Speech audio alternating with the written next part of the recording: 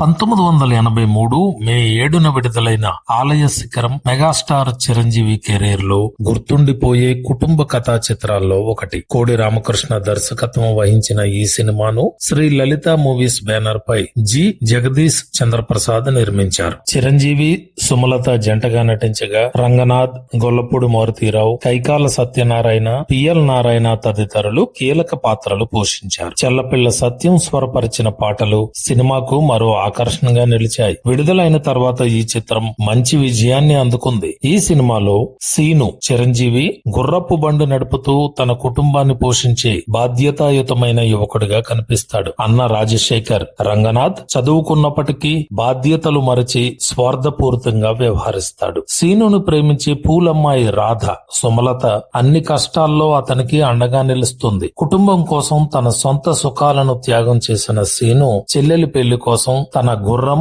బండిని కూడా అమ్మేస్తాడు. మరోవైపు కోటీశ్వరుడు సత్యమూర్తి కుట్రల వల్ల రంగనాథ్ హత్య కేసులో ఇరుక్కోవడంతో కుటుంబం మరిన్ని కష్టాల్లో పడుతుంది. అన్న తనను నిర్లక్ష్యం చేసినప్పటికీ అతడిని కాపాడాలనే లక్ష్యంతో చిరంజీవి నిజాన్ని వెలికి తీయడానికి పోరాడతాడు. సత్యమూర్తి అక్రమాలు, హత్య వెనుక ఉన్న నిజాలను బయటపెట్టి రంగనాథ్ నిర్దోషి అని నిరూపిస్తాడు. చివరికి కుటుంబ సభ్యులందరూ తమ తప్పులను గ్రహించి ఒక్కటవుతారు. సుమలతను వివాహం చేసుకున్న చిరంజీవి మళ్లీ తన గుర్రపు బండితో జీవితం కొనసాగిస్తూ కథ సుఖాంతమవుతుంది. కుటుంబ విలువలు, బాధ్యత, త్యాగం వంటి అంశాలను హృద్యంగా ఆవిష్కరించిన చిత్రంగా ఆలయ శిఖరం ప్రేక్షకుల మన్ననలు పొందింది. చిరంజీవి, కోడి రామకృష్ణ కాంబినేషన్ లో వచ్చిన రెండో చిత్రం ఇది. వీరి తొలి చిత్రం ఇంట్లో రామయ్య వీధిలో కృష్ణయ్య ఘన విజయం సాధించడంతో ఆలయ శిఖరం పై కూడా భారీ అంచనాలు ఏర్పడ్డాయి. అంతకుముందు శుభలేఖలో హిట్ జోడీగా నిలిచిన చిరంజీవి, సుమలత మరోసారి కలిసి నటించడం